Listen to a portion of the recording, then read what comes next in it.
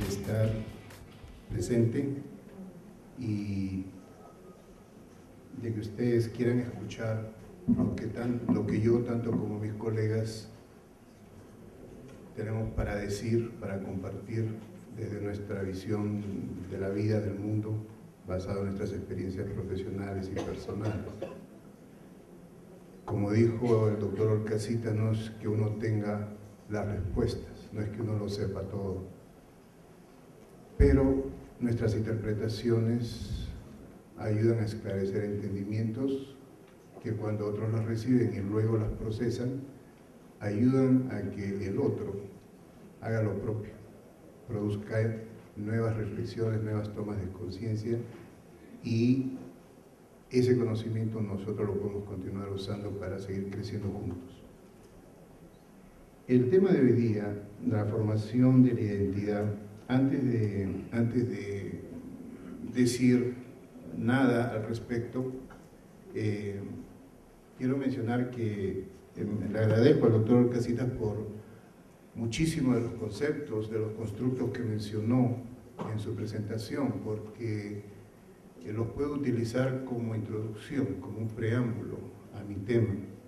Tienen mucho que ver con lo que yo voy a hablar. En el tema de él hizo hincapié al hecho que las personas vivimos en grupo y a que los grupos construimos la realidad en la que vivimos. Hoy día voy a hablar precisamente de cómo hemos construido nuestro mundo nosotros los latinoamericanos, cómo el grupo de Latinoamérica nos hemos reunido, cómo vivimos en estos grupos y cómo nos originamos. Habló del lenguaje como un instrumento que opera construyendo la capacidad simbólica, desdoblando la realidad en un sistema de señales. Es una realidad construida colectivamente. De eso voy a hablar, la construcción de nuestra historia, la presente, la intermedia y la remota. También habla de todas las teorías que nos ayudan, nos hacen ver realidades diversas. Las teorías son construcciones del lenguaje, construidas por nosotros, es cierto. Y es cierto que es Kuhn quien desarrolla el concepto de paradigmas. Y los paradigmas son nada más intentos de conjugar ideas, palabras, hilvanarlas como en un tejido bien apretadito, bien diseñado, que nos ayuda a describir eso de afuera y la experiencia de adentro. Y aún así aceptar la realidad de que todo es un misterio, de que estas respuestas que tenemos ahora son nada más eso, respuestas, no necesariamente la verdad. Pero son paradigmas que nos ayudan a pasar la vida y a llevarnos bien y a hablar un lenguaje. Hoy día voy a hablar de una teoría que a lo largo de mi ejercicio profesional, apoyándome no solamente en mi experiencia académica y profesional, sino también en mi experiencia personal, me ayuda a ver el mundo y el mundo de mis pacientes desde el punto de vista de ellos y en algún momento juntarnos, unirnos, ¿no? Es la teoría de la formación de la identidad en Latinoamérica, que fue también base de mi tesis de maestría y de mi tesis doctoral. Entonces, en ese sentido, voy a hacer uso de muchos paradigmas, una visión multidisciplinaria, uniendo paradigmas del campo de la psicología, psicoanálisis, teorías psicodinámicas, teorías analíticas, junguianas, teorías experienciales, teorías existenciales, teorías fenomenológicas, teorías conductuales y el aprendizaje, sobre todo el aprendizaje social, vicario, uniéndolas a otros paradigmas, el concepto de psicohistoria, el concepto de psicopolítica, uniéndolos a otras disciplinas fuera del campo de la psicología y la conducta humana, como un fenómeno originado intrapersonalmente o interpersonalmente, ¿no? La historia, la formación de culturas, el proceso endoculturador, la formación de cosmovisiones. Entonces, es una multidisciplinaridad que me saca del campo de la psicología y que me ayuda a juntar disciplinas que son divergentes a veces, aparentemente, y que pueden ser utilizadas como procesos paralelos, pero no integrados. Pero hay un modelo, y me parece que alguno de ustedes o alguna facultad de aquí lo maneja, un modelo que nos permite utilizar esa multidisciplinaridad, que es nuevamente la que utilicé en ambas, mi tesis de maestría y mi tesis doctoral. Finalmente, el doctor Casitas habló del ECRO. No sé qué es eso, pero él describió que tiene algo que ver con aquello de que uno ve el mundo de acuerdo al cristal con lo que se mira, y ese cristal nos ayuda a comprender qué mundo veo, y esa comprensión me permite amplificarlo, dirigirlo en una formación adulta, que yo la entendí como autoconducida, madura. Pues no hay nada más cierto. Entonces, lo que les voy a presentar hoy día es esa reconstrucción de la realidad que mi quehacer académico, clínico, profesional y mi experiencia personal me ha permitido hacerlo.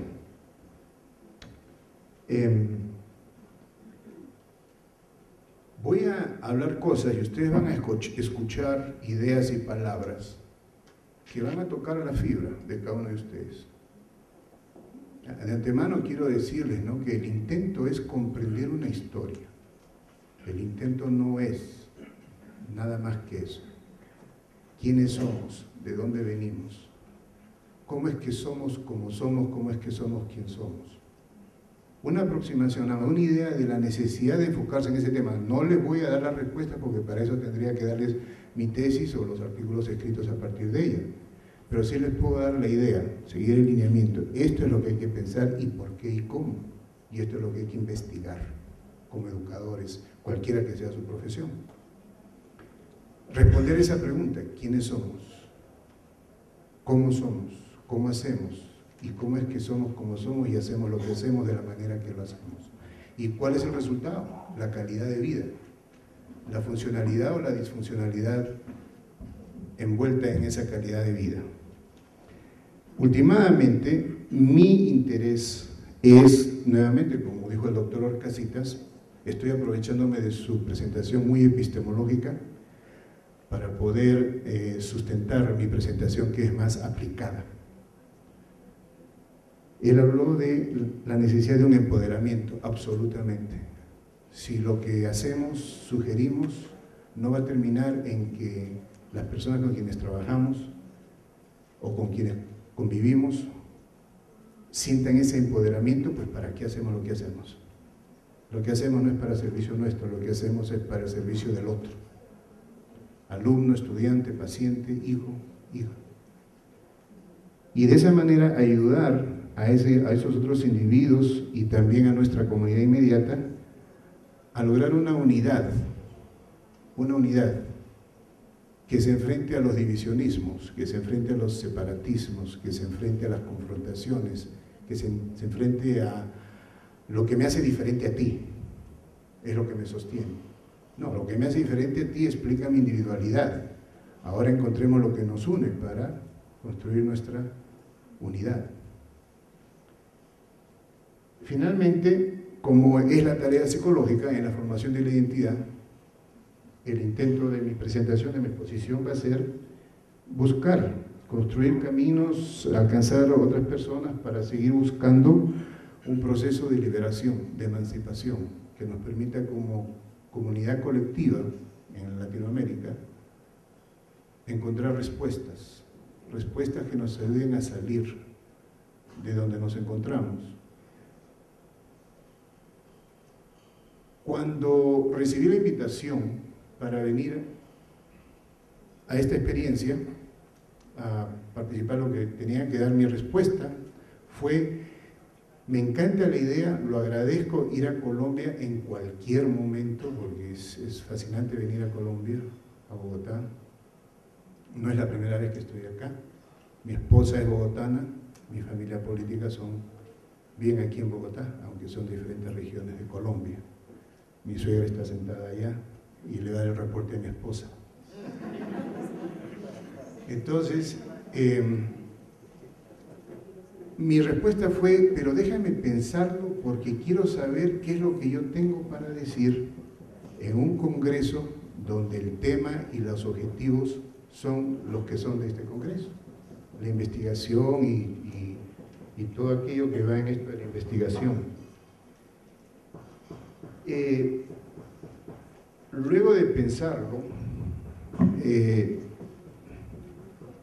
yo leí en el folleto, en el tríptico o en el, ¿cómo lo llaman ustedes? El playground, ¿no? De la necesidad de lograr la presencia del evento académico, de generar equipos, formar investigadores de investigación que encuentren soluciones locales a problemas globales, que identifiquen problemas de una gran magnitud en el orden local, regional y nacional, que aporten y propicien diferentes alternativas de solución a estos problemas, tanto en el medio institucional, nacional e internacional, aportando soluciones a los problemas sociales. Cuando leí eso, pues lo que mis ojos vieron y mi cerebro entendió es, están hablando de cómo hilvanar sistemas intrapersonales de adentro, con sistemas interpersonales, la relación inmediata, en el ambiente transpersonal, la sociedad grande, ¿no? El sistema sociocultural, socioeconómico. Entonces, cuando entendí que esa era la meta, dije, pues sí, tengo algo que decir, y es en el campo de la formación de la identidad y la participación de lo transpersonal en la formación de lo intrapersonal a través de lo interpersonal y de los procesos envueltos. ¿Y cuáles son los procesos envueltos? La historia, la psicohistoria, la psicopolítica, etc. Entonces, aquí estoy tratando de explicar justificar mi presencia y la presencia de mi tema en este congreso.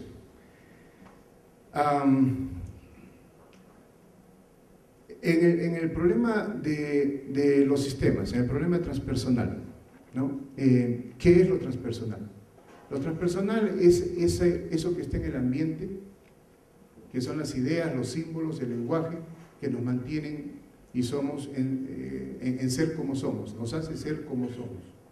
Lo que nos da las ideas de cómo hacemos las cosas aquí, en este lugar donde vivimos, las palabras que se usan, cómo vestirnos, en qué creemos, las normas de vida, las reglas de vida, las leyes, las constituciones que nos unen o nos dividen, lo que nos hacen iguales, similares, nuestras creencias, los valores, etc., ¿no? También es la parte física, ¿no? A través de los edificios, a través de nuestras instituciones educativas, etc. Lo transpersonal emana. ¿Qué es lo que emana? A través de esos mensajes de lenguaje o esos mensajes que entran a través de los sentidos. Una idea, lo que emana es una idea de quién soy, cómo debo ser, cómo debo actuar, cómo debemos actuar, qué es lo que nos une y qué es lo que nos diferencia, cómo nos categoriza, quién eres tú, quién soy yo, quién está arriba, quién está abajo, quién tiene más, quién tiene menos, quién es mejor, quién no lo es, quién es superior, quién es inferior, y todo eso lo vemos. Nada, lo vemos o lo oímos o lo dialogamos en la transmisión de un lenguaje adquirido, aprendido, sin darnos cuenta, simplemente en el transcurso del crecimiento. Eso no existe de la noche a la mañana, porque ningún ser humano nace ni crece en el vacío. Ningún ser humano nace ni crece en un vacío psicológico ni en un vacío histórico. Todos nacemos y crecemos dentro de una historia y dentro de un esquema ya establecido. Entonces, la pregunta es, ¿de dónde venimos? ¿Cómo somos? ¿Cómo llegamos a ser quienes somos para ser quien somos? Porque en Latinoamérica hay muchos problemas. Y en el latinoamericano hay muchos problemas. En mi trabajo clínico lo empecé a ver. Cuando en la psicoterapia con pacientes sean de anglosajones, rubios o monos, como le dicen acá, ¿no? O siendo con pacientes que nacieron bronceados, como yo, o pacientes que nacieron más que bronceados, quemaditos, de origen afroamericano. Lo que empezaron a decir muchos de ellos, un día los escuché decir, lo que me dicen ahora cuando voy a mi país o cuando regreso a Estados Unidos, ¿no? Doctor, usted ya no es de los nuestros. Y yo le decía, ¿qué quiere decir con eso? No, porque usted habla muy bien el inglés. ¿Y? No, pues es que nosotros los latinos hablamos español y no puedo hablar dos idiomas. No, pues los latinos, los hispanos no hablamos dos idiomas. ¿Y de dónde me sale con esa idea? No, pues eso lo sabemos, así es. ¿Y en qué otra forma no soy ya de ustedes? Bueno, usted se viste con traje y corbata. ¿No? Hoy día dos colegas me hicieron recordar eso, ¿no? ¿Cómo estás vestido? Y mi respuesta es, estoy vestido así para complacer a mi suegra, para que se me vea bien aquí en Colombia. Pero estas personas me empezaron a hablar de ciertas categorías que no se estaban dando cuenta, las categorías que empezaron a usar, ¿no? Ya no eres de los nuestros, eres de los de ellos. Entonces le digo, entonces ya dejé de ser, ¿cómo he dejado de ser hispano o latino, como me quiera llamar? Que eso son definiciones diferentes. No, pues usted ya es más blanco. ¿Cómo? Yo me sigo viendo bronceado. Pero en los ojos y en la mente de ese paciente, yo era y soy blanco, de esos pacientes. Cuando he vuelto a mi país, hace poco estuve allá en mayo, pues la gente me decía, no, usted es de España, ¿no? No, miren mi acento, soy peruano. No, usted no tiene acento peruano, pero de todas maneras soy peruano. No, usted es de por allá del Mediterráneo, debe ser italiano. No, yo soy peruano. No, usted ya no es de los nuestros. Usted ya no es de acá. Ya no es de acá. Y cuando vuelvo a Estados Unidos, tampoco soy de allá. Vivo allá 31 años, pero tampoco soy de allá. Tampoco soy norteamericano. Soy norteamericano por nacionalización, pero no soy norteamericano por herencia. ¿Qué categorías usaron estos pacientes? Son mismas categorías que usaron mis amigos, gente en la calle. Color de piel, nacionalidad, región en la que vivo o nazco. ¿Qué símbolos utilizo yo para representar una identidad que supuestamente tengo ante sus ojos? El traje, la corbata, ¿no? O no uso corbata, en la oficina no la uso, ¿no? Me pongo más cómodo, etcétera. ¿Qué idioma hablo? Entonces están hablando de ¿qué? De nacionalidad, categorías de nacionalidad, categorías de país, de estado, los cuales traen una historia. Están hablando de categorías de lenguaje, de idioma, están hablando de categorías de piel, de etnia. Entonces, entendiendo esto, el siguiente paso ha sido para mí entender ¿y de dónde viene todo esto? La historia. Entonces quiero pedirles ahora que pensemos un poco en esto de la historia que empieza en el allá y entonces. El allá y entonces puede ser ayer, el allá y entonces puede haber sido en enero, el allá y entonces puede haber sido hace 60 años, ahora que ustedes están trabajando con esto de la reinserción, o no me acuerdo, lo mencionaron hace un rato, ¿no? La nueva paz, trabajando por la paz. O el allá y entonces puede haber sido hace 600, 500 años. ¿No? O el allá entonces puede haber sido el inicio de la República, o puede haber sido al inicio de la colonia, o puede haber sido al inicio de la conquista. ¿Cuál allá y entonces estamos hablando? Hay un solo allá y entonces, cuando se empezó todo, ¿no? Cuando como hijos, cuando hablamos de la historia de un hijo haciendo terapia familiar, yo no hablo de cuando el hijo llegó a los 21 años o a los 18 años. Tengo que hablar de eso, porque es una etapa del desarrollo, ¿no? Donde se empieza a manifestar o se tiene que consolidar la tarea psicológica de la autonomía y la determinación. Pero la historia de ese niño y de esa familia empezó cuando nace. Y antes de que nace, cuando se casan los padres. Y antes de que se casen los padres, cuando esos padres nacieron y fueron criados por su familia. Y antes de que nacieran y fueran criados por su familia, por la historia transgeneracional de esas familias y así sucesivamente. No hay dónde terminar. El principio es el principio.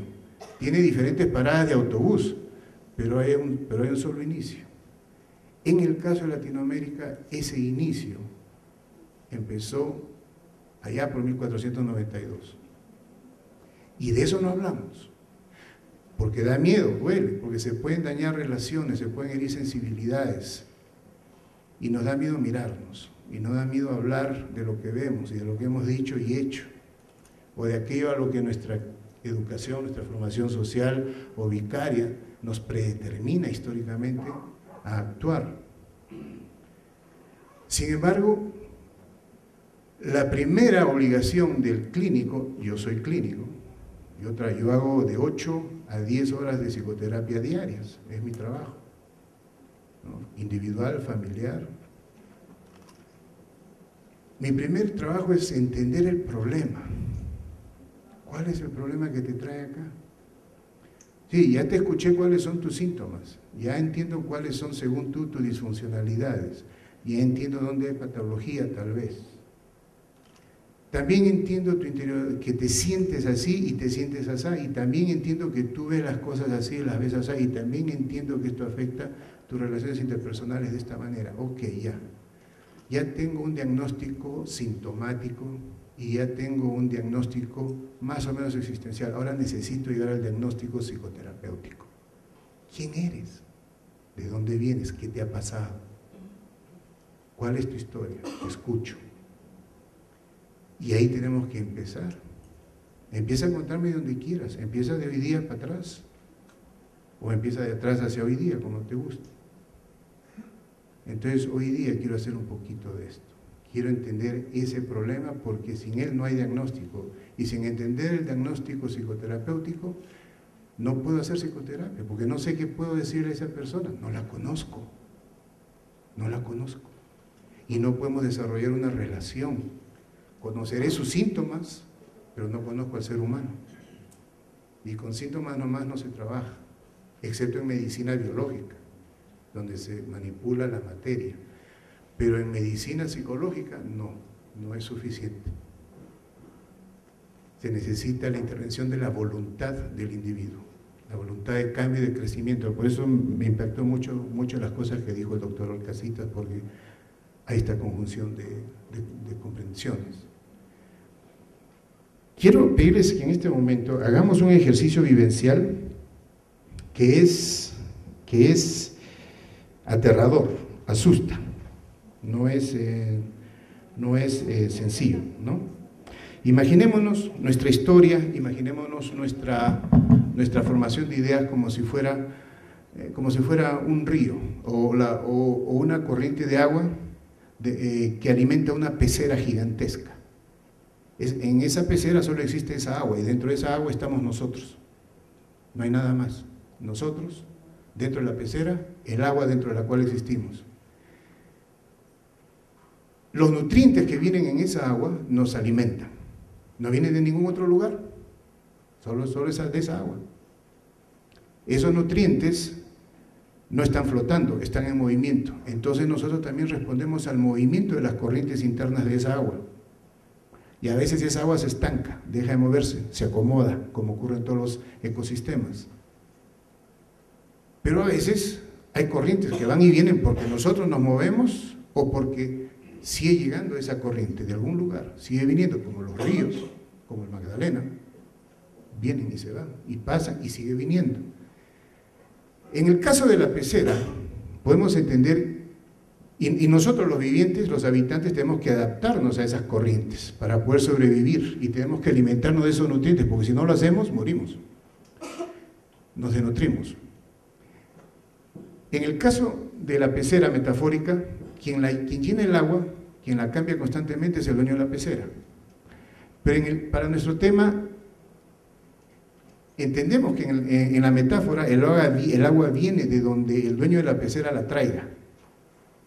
En el caso de la ideología y de la formación de culturas y la formación de sistemas transpersonales, esa agua metafórica se origina en el allá y entonces, cualquiera que sea ese allá y entonces. Y desde ese allá y entonces, por procesos, llega al aquí y ahora. Y el aquí y ahora es cambiante. Mañana va a ser otro aquí y ahora, diferente al de este momento y diferente al de ayer. Nuestro aquí y ahora empieza más o menos de esta manera. Quienes ustedes son, del color que seamos y de la ideología que tengamos y de la estatura social que tengamos, nuestra historia empieza un día. Imagínense que en este momento estamos sentados, estamos simplemente coexistiendo, conviviendo comunitariamente, y de repente poco a poco vemos que van llegando personas de otros países, personas extranjeras, foráneos, que no tienen nada que ver con nuestro ecosistema, con nuestro momento histórico, y que llegan por una necesidad existencial de sobrevivencia, una necesidad práctica de ellos sobrevivir. Vienen buscando cómo sobrevivir, no vienen buscando cómo compartir con los que se originan acá. Recuérdense que la mayoría de nosotros no somos originarios, somos más bien producto posterior, ¿no? Ya somos mezcla, mestizaje. Pero los primeros originarios, los oriundos de esta región, ¿no? Los que llegaron no llegaron a alternar con ellos o a coexistir, llegaron a buscar su sobrevivencia. De repente si nosotros fuéramos esa persona, poniéndonos en el lugar de ellos, retrocediendo a ese pasado, imaginamos que está ocurriendo en este momento, imaginémonos que vemos cómo poco a poco estas personas empiezan a tomar control de nuestra vida social y nuestra vida política. Poco a poco empiezan a poblar, llegan cada vez más, sin parar, cada vez más, y poco a poco vemos cómo nuestros mundos empiezan a disminuir. Y en ese mundo que disminuye lo vemos cómo desaparece. Y luego de desaparecer vemos cómo ya no es más en paz, es más en violencia. Vemos cómo nosotros los hombres somos cazados como casas de presa y somos destazados, asesinados, muertos. Las mujeres, esposas, madres, hijas ven a sus padres, hermanos, esposos, novios, hijos morir de esta manera. Los hombres vemos a las mujeres ser también cazadas como animales de presa, violadas o convertidas a una servidumbre forzada. Y el mundo nuestro así desaparece, en medio de sangre, horror y terror. Y como lo conocíamos, ya no existe. Las calles ya no son como tal, están destruidas, los edificios están caídos. Vemos cómo a nuestros bebés les estrellan el cerebro contra el cráneo, contra árboles y paredes y muros, para debilitarnos y de esa manera nosotros dejar de pelear y defendernos. Al principio de nuestra existencia, esto es lo que ocurrió, esto es lo que vivieron esos seres. Y estas son las semillas y los nutrientes de nuestra agua metafórica, emocionalmente hablando. En ese día, el habitante de ese entonces dejó de sentirse ser humano, dejó de entender su existencia como un ser humano y la empezó a sentir como un ser infrahumano, animal de presa. Empieza a implantarse sentimientos de inferioridad, sentimientos de deshumanización, no soy humano, sentimientos de inmensa pérdida y dolor. El ser como soy, el ser quien soy, el ser yo, lleva a pérdidas monumentales, catastróficas, al holocausto. Soy impotente, no puedo defender a los míos, no puedo defender mi vida. La sensación de estar indefenso, impotente e improductivo, de no poder proteger a quien amo. Ese es el inicio, y con él viene la depresión, la desesperanza, la desolación. Y con la desolación y la desesperanza o viene el suicidio emocional o físico, o viene lo contrario, la reacción opuesta a la depresión, la ira. La ira como un sentimiento secundario y compensatorio ante la vulnerabilidad y la debilidad. Hablan de violencia aquí en Colombia. ¿Dónde empieza la ira? ¿Qué es la ira? La madre de la violencia. ¿Y esa ira cuándo empieza y cómo empieza? Está enraizada en eso que Carl Gustav Jung llamó los arquetipos. en lo más arcaico del ser humano, del nuevo ser continental que nace aquí en Latinoamérica. Es parte de eso. Pero también es parte de esta nueva identidad que empieza con esta nueva era. Es parte también la imagen del conquistador, poderoso, potente, que vive, que existe, que genera su riqueza y que la retiene, que toma poder y que controla y domina. Pero al mismo tiempo, asociadas a esta nueva identidad, en esta nueva era que se está formando, a esta nueva ideología y a esta nueva matriz ideológica que empieza a surgir, imágenes asociadas al oriundo de acá, al nativo americano, ¿no? De debilidad, de que debe ser dejado de lado, destruido, exterminado. Y del negro, igualmente, eventualmente, cuando llega acá como esclavo, que también tiene que ser exterminado. Uno esclavo, el otro sirviente. Ese es el lugar de estas imágenes que, asociadas a las del conquistador, empiezan a formar parte de la nueva identidad del nuevo habitante de este continente. Entonces, al inicio de la formación del ser latinoamericano, al inicio de la formación de los elementos que luego van a formar el mundo transpersonal, que luego va a ser internalizado al mundo intrapersonal de los individuos con quienes empieza nuestra historia, la de hoy, están estas asociaciones. Con lo blanco, con lo indio y con lo negro. 3. Entonces, ¿qué es lo que estamos internalizando? Lo que hemos internalizado son divisiones. No internalizamos cohesividades, internalizamos divisiones, porque no se puede unir estas tres, porque una, la del blanco europeo, necesita la negación y la destrucción de las otras dos. Y las otras dos, para sobrevivir, necesitan negarse a sí mismas e idealizar a esta tercera, a la primera, a la del conquistador, a la europeo. Esta división interna, ¿no?, crea en el interior lo que en la teoría del ser entendemos como el ser dividido, el ser ideal y el ser negado. Los tres existen dentro de la identidad del latinoamericano. Hemos internalizado al opresor y al oprimido, al conquistado y al conquistador, al exterminado y al exterminador, al deprimido y al alegre, al rabioso y al feliz, al pobre y al pudiente, al tirano y al esclavo, al psicópata y a la presa de caza. Esto es lo que está dentro. Y esto puede empezar a explicar, y estoy presentando una teoría, un paradigma, que tiene que ser probado, demostrado o negado. ¿Por qué en Latinoamérica hemos crecido hasta ahora con una cultura de pobreza, cultura de violencia, cultura del terror, cultura de la delincuencia, cultura basada en una ley de hecho, no en una ley de derecho? Una sociedad y una cultura creada en sociedades de castas, no en sociedades de clase. Y donde en 500 o 600 años, gente muy inteligente, de un gran valor intelectual, con o sin la ayuda de aquellos poderes coloniales de entonces, poderes económicos y políticos hoy, podríamos haber salido hace rato de nuestros estados de violencia, aquí en Colombia, de estado de pobreza o de psicopatía, en las otras naciones latinoamericanas. Y no lo hemos hecho. Mentes brillantes, dignas de premios Nobel, científicos. Y no podemos resolver el problema de sobrevivir en paz, unidos, entre nosotros y con el mundo.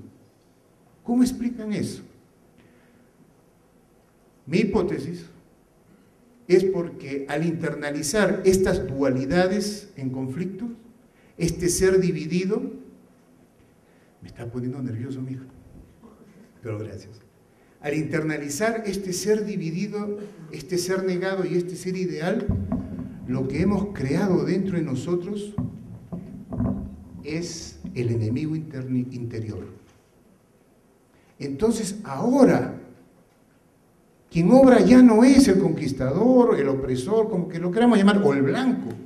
Quien obra tampoco es el indio o el negro, o el mestizo, o el trigueño, o el mulato. El responsable de nuestra existencia actual soy yo, y eres tú, y tú, y tú, porque ese enemigo interiorizado, ese enemigo interior, actúa desde adentro, predeterminándonos ¿a qué? A la autodestrucción, porque ese es el origen de nuestra identidad latinoamericana. Fuimos creados para ser destruidos para el beneficio de otro mundo, de otro ecosistema, Europa y el hemisferio norte. Y hasta ahora es así. Nuestra razón de existir y de ser desde el inicio, esa semilla inicial de la cual crece este árbol que somos ahora los latinoamericanos, desde su inicio nos dijo: tú eres materia prima para que yo pueda vivir, entonces tú vas a tener que morir. Y eso es lo que hemos venido haciendo por 500 y 600 años, a pesar de las inteligencias, a pesar de la materia prima natural y humana que tenemos en Latinoamérica.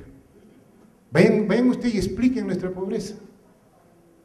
Para mí la única respuesta es, y es lo que veo en terapia con pacientes brillantes, inteligentes, que no pueden con ese enemigo interior, necesitan destruirse a sí mismos, a su familia, a sus hijos, a su matrimonio, porque ese es el mensaje. No debemos vivir en paz, no debemos vivir armoniosamente, debemos vivir en conflicto, generando, creando y manteniendo conflicto, manteniendo el estado de caos, pobreza, terror, violencia, psicopatía, destrucción, nuestra condición infrahumana. ¿Cómo le enseñamos esto a nuestros hijos? Psicológicamente existe el concepto de la internalización. Psicológicamente, como yo se lo enseño a un niño, siendo padre, como se lo enseño a mi hijo o a mi hija, es muy simple. El proceso de formación de la identidad se alimenta de la vivencia afectiva. La vivencia afectiva es la materia esencial utilizada luego por la mente del infante, del niño, para empezar a generar su propia identidad. Esa vivencia afectiva se forma internalizando al padre y a la madre, o a quien sea que funge como padre o madre durante los años de crianza, que son los 4 primeros años de edad, y se extiende hasta el 6º, a través de cierto. Ya la identidad, la personalidad del niño está fundamentada para el 4º año de vida, nada más entra. Y entre el 4º y el 6º se forma el cómo voy a actuar lo que se formó en mí. O sea que los que ya tienen hijos de 7 años para arriba ya la regaron, necesitan terapia. Esa materia afectiva se crea a partir de cómo el niño internaliza lo que ese papá y esa mamá dicen, desde que nace el niño hasta el 4º o 6º año de vida, a través de los inputs sensoriomotrices. Lo que yo veo, lo que yo huelo, lo que yo escucho, lo que yo toco o lo que yo degusto en el contacto con ese papá o esa mamá entra dentro de mí gracias a las terminales sensoriales. Por la sinapsis llega al cerebro, en el cerebro es almacenado en el cerebro emocional y en las diferentes partes de la memoria. De ahí se van formando perceptos, significados, se le van añadiendo categorías y clasificando conceptos, nombres, etiquetas. De esa manera se va desarrollando no solamente el lenguaje verbal, sino también el lenguaje psicológico a través de esos entendimientos, significados y atribuciones. ¿Cuáles son esas? Si yo lloro y mi padre no responde inmediatamente, estoy recibiendo el mensaje de desesperanza, de que mi necesidad no es importante para el mundo y el mundo no la va a satisfacer, voy a tener que sufrir para lograrla. Pero sin embargo, si mi padre responde o madre responde inmediatamente a mi llanto, lo que voy a desarrollar es la creencia, la sensación de que me merezco todo así y que las cosas van a ocurrir así. Y esto da principio a otras teorías como la teoría del narcisismo primario, la formación del ser, pero eso más del campo de la psicología clínica. Entonces, es en este proceso de relación, en esta relación gratificante o no, en la que depende de la rapidez y la velocidad de la respuesta y la calidad de la respuesta, en la reacción del padre y de la madre a la emisión de mi conducta, de mi necesidad a través de una conducta, que yo recibo como niño, yo niño recibo el mensaje de que ¿valgo o no valgo? ¿Soy bueno o soy malo? ¿Debo tener esperanza o no en la vida, en el mundo? ¿O debo tener desesperanza? Ya empiezo a cualificar mi existencia en el mundo. ¿Cómo creen que un papá blanco, un papá indio o un papá negro, habiendo sido socializado a través de estos mensajes que se reciben del sistema transpersonal y a través de la historia, cómo creen que estos padres, cuando llegan cansados después de 10 horas de trabajo diarios, de algunos haberse sentido tratados, que han sido tratados discriminatoriamente con prejuicio, o de que no se encuentra empatía en la institucionalidad? El trato es deshumanizante, no ayuda al ciudadano, al contrario, es hostil a la sobrevivencia del individuo. ¿Cómo llegan estos a la casa? Cansados, agotados, estresados, con furias que no han podido expresar en el trabajo contra el jefe o contra el agente de la ley, etc. Y en la casa es a partir de ese momento existencial que responden al niño, en ese momento empático, en ese momento cultural entre el niño y el adulto, en que todo termina y solamente estamos tú y yo. Y lo que tú dices para mí es mi vitalidad, yo hijo. Lo que tú hagas para mí es vitalidad. Lo que tú estás diciendo y haciendo entra a mí y genera emociones. Y esto viene asociado ¿a qué? Al color de tu piel, al sonido de tu voz, al olor, a tu esencia, al sonido de tus pasos, al volumen de tu voz. Y todo eso me dice a mí si yo valgo o no valgo. Y de esta manera nosotros los padres, sin darnos cuenta, sin usar palabras, vamos formando a este niño de acuerdo a través de esta socialización y crianza en ese momento existencial, que es la crianza, que es la interacción padre-hijo, que dura cuántos millones de segundos a lo largo de la vida. Vamos forjando la identidad dividida, la identidad que se autorrechaza, la identidad que dice ser como soy, necesitar lo que necesito, pedir lo que pido, sentir lo que siento, genera del mundo una respuesta hostil, una respuesta destructora. Por lo tanto, yo soy exterminable, por lo tanto hay algo malo en mí. Que es ese ser dividido, que sigue alimentando, es ese enemigo interior que sale del padre y de la madre dirigido hacia el niño, en este contexto transpersonal, construido en esta historia, que luego hace que nuestros niños continúen manteniendo y se perpetúe este mensaje de cómo se forma la identidad latinoamericana, la que yo llamo, la llamaba en mi tesis, en la generación de esta teoría, es la identidad colonializada de los latinoamericanos, de la que no hemos podido salir, no hemos podido crecer y nadie tiene culpa de eso más que nosotros mismos. Hay teorías ahí que la explican, hay teorías ahí que nos dicen si sí o si no.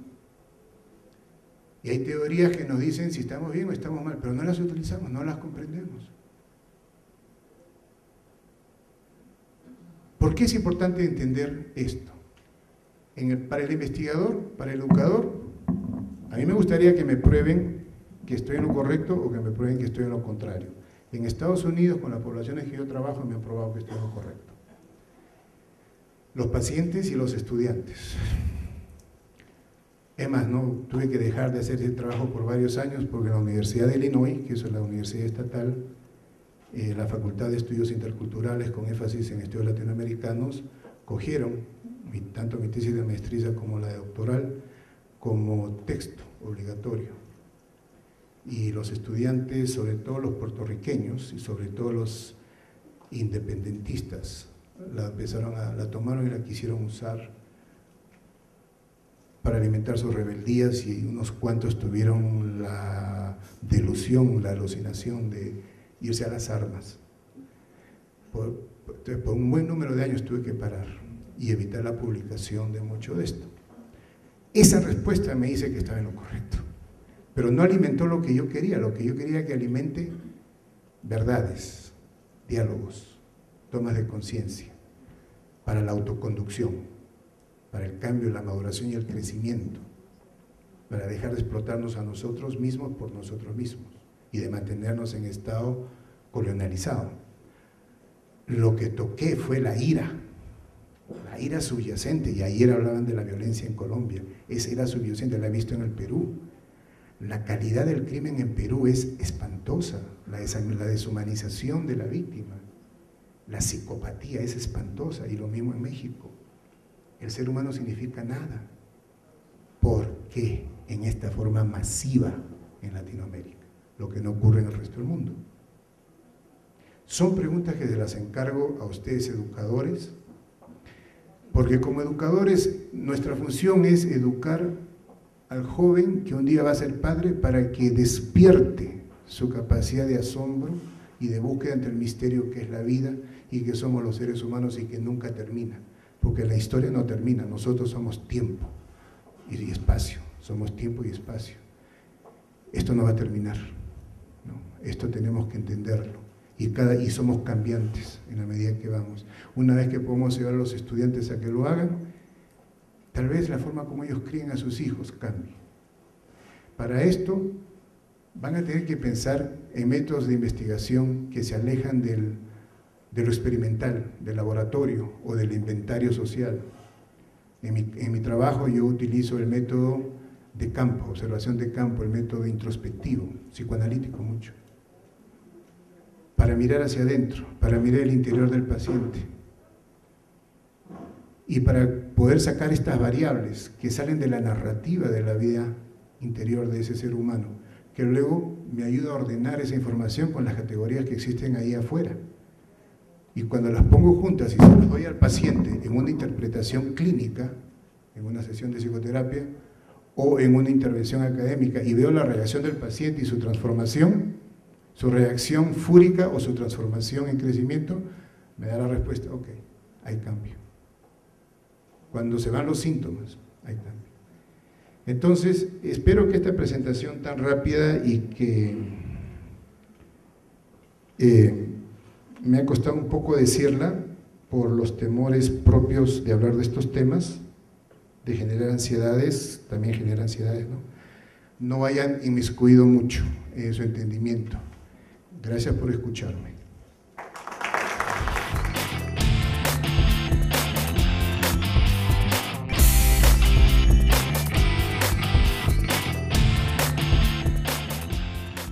¿Cómo encontrar esas porosidades que reproducen el esquema oprimido-opresor? ¿Cómo hacer para no reproducirlas, repetirlas? ¿Cómo hacer para no repetir esas porosidades que reproducen la relación opresor-oprimido? Desde el modelo educativo. Bueno, mijo, no sé de qué modelo educativo, a qué modelo educativo te estás refiriendo tú específicamente, pero de como yo lo entiendo, el modelo educativo, mi respuesta es, si tú te presentas como educador formal en un aula o como educador experiencial en la vida, criando a una criatura, compartiendo tu crecimiento con el crecimiento de otros en tu comunidad, si tú te presentas diciendo a otros lo que tú tienes que decir y tratando de imponer tu conocimiento adquirido o descubierto, tu conocimiento formal de texto académico o adquirido empíricamente, y hablas más que escuchas, ¿qué mensaje le estarías dando a ese educando? Que lo que él tiene que decir, él o ella tiene que decir no vale, solo lo que tú tienes que decir vale, o es la verdad. En ese instante hay negación del otro, y en ese instante el otro no hay opresión activa, pero hay opresión pasiva, por negligencia e ignorar al otro. Pero si tú te presentas, sí, yo tengo algo de conocimiento, claro, ya he vivido tantos años, he leído tanto, sí, entiendo algo, pero déjame escucharte. ¿Qué quieres decirme? A ver, déjame ayudarte a que te entiendas y ayúdame a que yo te entienda. En ese proceso, la porosidad se va. Ya estás tú presentándote como un igual. Vamos a crecer juntos. Y lo que tú tienes que decir tiene tanto valor como lo que yo tengo que decir, pero a mí me importa más entenderte yo y ayudarte a entenderte a que imponerte mi cuadro de referencia. Y esto se puede hacer en el aula, porque tú puedes impartir tu conocimiento y al mismo tiempo escuchar lo que tienen que decir los estudiantes, porque al fin y al cabo lo que tenemos que decir formalmente, basta con decir al estudiante, pues léelo, está en la página 5 de 15, ¿cierto? Bueno, espero que esto ayude. muy bien, muchas gracias. Sí, y si damos un aplauso, lo damos con fuerza y poder y bien hecho. Eso. Muchísimas gracias. ¿Qué nos puede decir? Pregunta Luba Eduviges Mesa, de la UCC de Bucaramanga. Muchísimas gracias. Muchísimas gracias, de Bucaramanga. ¿Qué nos puede decir del nuevo enfoque de la educación en el Japón hacia una identidad global, una ciudadanía del mundo, varios idiomas, historia del mundo? ¿Qué nos puede aportar sobre eso? No sé qué te podría decir sobre el Japón, ¿no?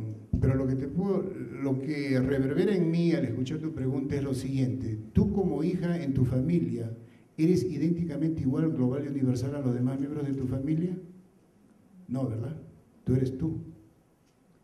Si tienes 5 hermanos, entre hermanos y hermanas, van a ser cada uno una individualidad diferente al otro, y al mismo tiempo va a haber una unidad basada en la crianza y en la historia de esa familia. Pero la individualidad nunca se pierde. ¿Qué pasa si se pierde la individualidad? Desapareces. Desapareces. Imagínate, ¿qué pasa si mezclas el agua con la Coca-Cola? Desaparece el agua, ¿verdad? Entonces, en cambio, también tienes que mirar el principio natural en la existencia, en la vida, ¿no? La ley natural. Nuestro cuerpo es un sistema vivo delimitado. La piel delimita el afuera del adentro. Ahí nomás te está diciendo que necesitamos límites que nos diferencien de lo de afuera a lo de adentro, de lo otro a lo propio. Entonces, cuando hablan de esa universalidad o esa globalidad, pues yo digo, no sé de qué están hablando, tendría que escucharla más. Cuando se habla de Japón y del Oriente en general, su historia es diferente a la historia de Latinoamérica. Han habido conquistas y esclavitudes en todo el planeta a lo largo de toda la historia. Eso es una verdad histórica innegable. ¿Cuál es la diferencia? Solo en Latinoamérica se declara al ser humano como un animal y se le trata como tal. En la historia de la humanidad, sea en Oriente o sea en Grecia o sea en Atenas, etcétera, el vencedor era nada más eso, el vencido era nada más eso, vencido. Incluso entre los atenienses, el vencido lo convertían en esclavo, pero podía ganar su libertad en cualquier momento después de cumplir ciertos requisitos y volver a ser una persona común y corriente y llegar incluso al Senado. Solo en Latinoamérica el indio y el negro pierden su condición existencial de ser humano. Y en el norte, cuando hablo de América, hablo también del norte, de Norteamérica. Solamente estos seres, por el color de piel, por la etnia, pierden su condición humana. Esa es la diferencia. Entonces, en culturas como Japón, Corea, China, cuando han sido vencidos no han perdido su condición humana, ni han perdido su identidad cultural, ni perdieron su cultura. Su cultura se permanece, su historia permaneció. Solo en este continente, del norte al sur, desaparece la cultura existente y se entroniza una nueva sobre los cimientos del anterior, sobre las ruinas del anterior, el exterminio. Entonces, no se pueden comparar estas historias si no se tiene en cuenta esta categoría especial. El japonés, el coreano, el chino no fue deshumanizado, fue vencido. El indio y el negro fueron deshumanizados y por ende los que nos originamos a partir de ellos, los mestizos y los mulatos, por ideología transpersonal, la matriz ideológica que existe allá afuera. Muchas gracias. Pregunta José Edison Sánchez, de la Universidad Cooperativa de Bogotá. En el proceso de identidad, teniendo en cuenta la historia y el aquí y ahora, ¿dónde se ubica el mañana o el futuro? En el proceso de identidad, teniendo en cuenta la historia y el aquí y ahora. Pregunta, ¿dónde se ubica en ese proceso de identidad el mañana o el futuro? Erik Erikson, en las teorías psicosociales del desarrollo, lo coloca en la primera etapa de desarrollo. Son 8 las etapas mencionadas por Erikson y en la primera de ellas nos lleva a la construcción de la esperanza. Y esa primera etapa ocurre durante el primer año de vida, de entre el nacimiento y el 8º mes de vida. Es durante esos 8 primeros meses que si la criatura humana recibe la atención que sus necesidades biológicas y por lo tanto las necesidades psicológicas paralelas a las biológicas, psicológicas existenciales paralelas a las biológicas, son satisfechas, depende de la prontitud y la calidad de la respuesta ante esas necesidades, esa criatura va a desarrollar la tarea psicológica de generar la esperanza de que mi vida en este mundo tiene valor y la voy a disfrutar, y que hay un lugar para mí y puedo sobrevivir adecuadamente.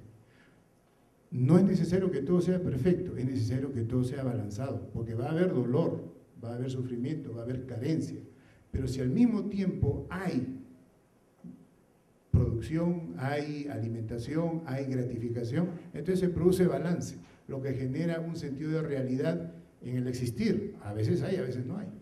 A veces duele y a veces no duele. Pero si solamente hay de lo uno o de lo otro, entonces ese mañana está condicionado, nos esclaviza. O a ser narcisistas que queremos gratificación, ser el centro absolutamente de todo en todo momento y tenerlo todo gratificado, o en ser depresivos, que ya nada esperamos del mundo. Entonces, me parece que es en esa primera etapa donde ya el mañana está condicionado. Muchas gracias. ¿Cuál es el papel del docente latinoamericano y especialmente colombiano en la construcción de identidad individual y global? Francisco Pinzón pregunta. Lo que yo aprendí desde niño, a mí me enseñaron, mis padres y mi sociedad, ver al profesor no como profesor, y me gusta que uno de mis colegas hizo esta distinción ayer durante el conversatorio, no me acuerdo cuál de ellos, pero hizo la distinción entre profesor y maestro.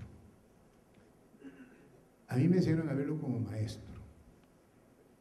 Aquel individuo que fuera de mi hogar y más allá de la influencia de mis padres, va a tener como tarea el guiarme hacia el mundo y el educarme de manera que yo me descubra a mí mismo en el mundo para poder aplicar la crianza que he aprendido y la identidad que se ha generado en mí a partir de mi familia, y para poder descubrir ese mundo por mis propias manos, que me va a enseñar a pescar, no me va a dar un pescado, me va a enseñar a pescar.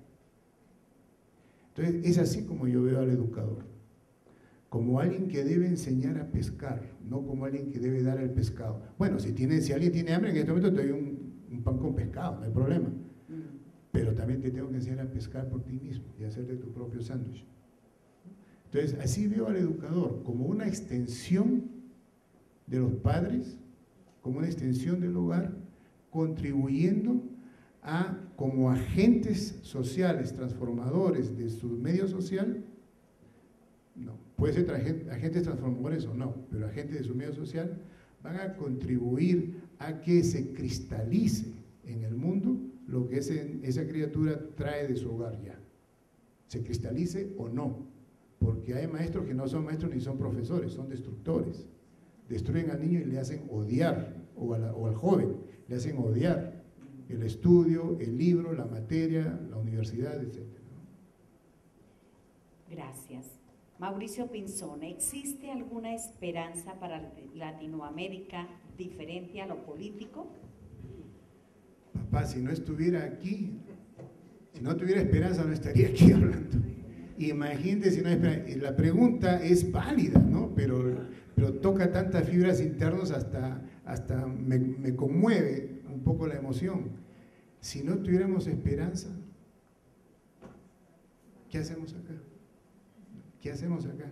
Y mira que en todos los grupos humanos hay sufrimiento, en unos más, en otros menos, de una naturaleza o de otra. Al final, si vamos, como decía este cantante español, no me acuerdo quién era, caminante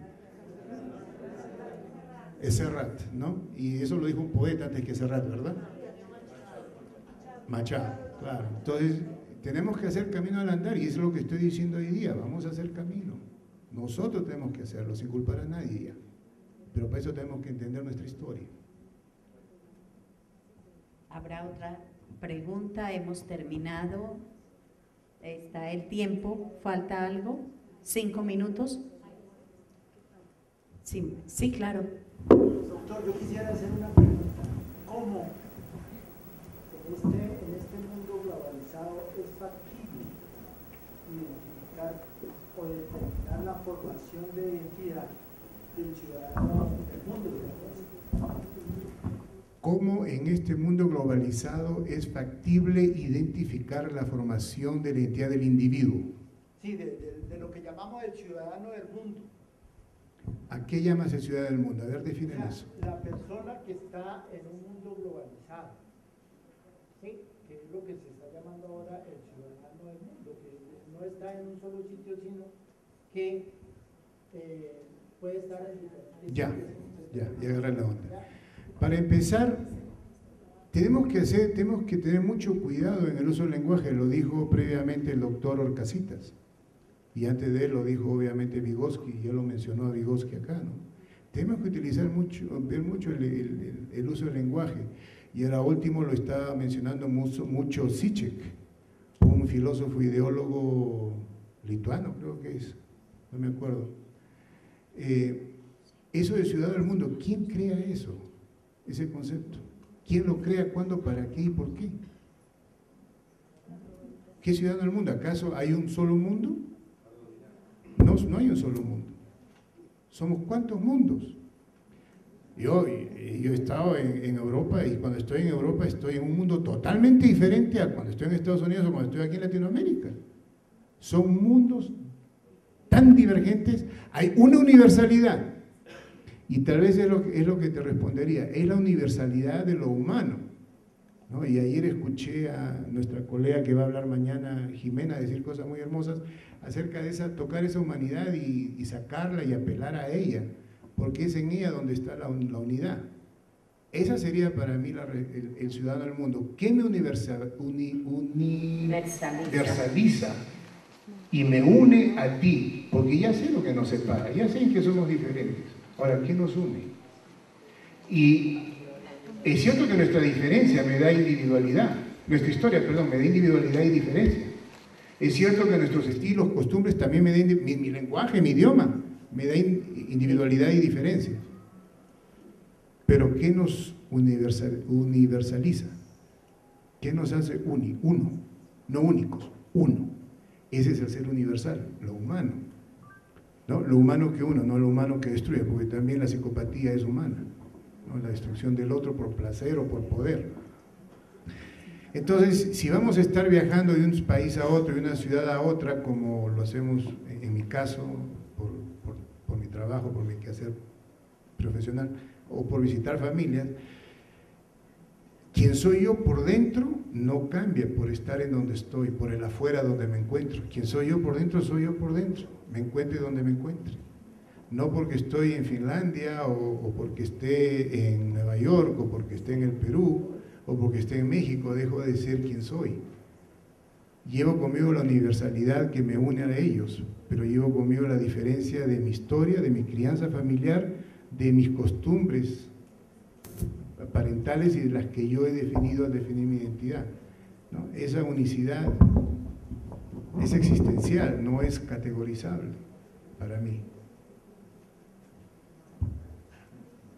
¿Podríamos mirar un poco tus diapositivas, pasarlas rápidamente?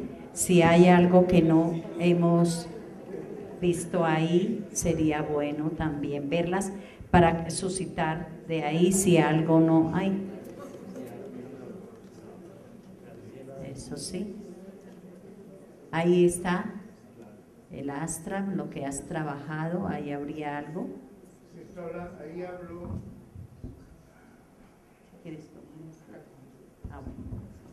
En el resumen introduzco lo que hablé, ¿no? La existencia del sistema intrapersonal, interpersonal familiar, interpersonal no familiar, transpersonal, etcétera, y los conceptos de las categorías de socialización, internalización, que participan en el caso de la formación de la identidad colonializada, que es el caso latinoamericano.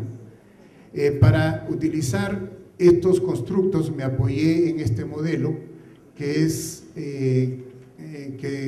un modelo producido por el doctor Jim McColland, que fue fue el presidente de mesa que supervisó mi tesis doctoral. Él creó esta teoría, ¿no? Habla de que nosotros nos movemos en sistemas cruzados, un sistema individual, el que está abajo, que es lo biológico, lo psicológico, un sistema interpersonal, parejas, familias y grupos no familiares, y el sistema transpersonal, cultura, etnicidad, sociedad, religión, económica. Y todo esto transcurre en un continuum del tiempo que va desde el pasado remoto, a través del pasado intermedio, hasta el presente. Yo me enfoqué para mi presentación de hoy día por necesidad temática en lo transpersonal, que es un ecosistema humano o medio sociocultural, otra manera de definirlo, con una historia y con una psicohistoria. La historia son los hechos, la psicohistoria es los hechos más los procesos emocionales que se originan a partir de ese hecho, la cual empieza en el allá y entonces se manifiesta en el aquí y ahora a través de una matriz ideológica que se genera automáticamente a lo largo del tiempo. Esas teorías, para los que están en la Facultad de Educación aquí en la Universidad Cooperativa de Colombia, se explican muy bien dentro del hológrafo de cibernética social o del proporcionalismo tricerebral creado por Valdemar de Gregori, que me parece es profesor acá. Y ustedes deben entender, me imagino, ya este hológrafo y cómo este explica la multidisciplinaridad de la existencia y por lo tanto de lo académico y el estudio. Luego pasé a explicar la formación de la matriz ideológica a través del proceso de socialización y de la internalización del mundo de afuera al mundo intrapersonal. Cómo se transforman eventos y procesos históricos sociales en la psicohistoria, en la matriz ideológica, y cómo esto ingresa del mundo de afuera al mundo de adentro. Algo que dicen los científicos que no puede hacer en el campo de la conducta. Los científicos dicen que la formación de la identidad se genera únicamente por procesos internos. Yo digo, mentira, no es cierto, porque la misma teoría psicoanalítica de las relaciones objetales y de la formación del ser de Heinz Kohut describen, y de David Stern hablan de cómo entra el mundo de afuera a través del mundo de adentro, a través de lo sensoriomotriz y luego de la percepción. Y todo eso a través del momento interpersonal entre la madre o el padre y la criatura. Esos segundos de intercambio, la necesidad del niño expresada en conducta y la reacción del padre o de la madre expresado en respuesta. Todo esto es génesis de la psicohistoria latinoamericana, hechos y emociones, que empiezan, como dije, con la conquista, pasan a la colonia y luego crean este nuevo ecosistema humano que llamamos Latinoamérica, que dan origen al nuevo ser histórico colectivo que somos los latinoamericanos, con la nueva identidad formada en dualidades, un ser dividido, lo blanco, lo negro, lo indio, el oprimido, el opresor, etc. El ser ideal, el ser negado y el enemigo interior. Creo que ahí se han recorrido todas, es simplemente para que las observáramos y la viéramos. Queremos agradecerle inmensamente, doctor Moro Tezum, sus aportes. Muchísimas gracias. Universidad Cooperativa de Colombia, una universidad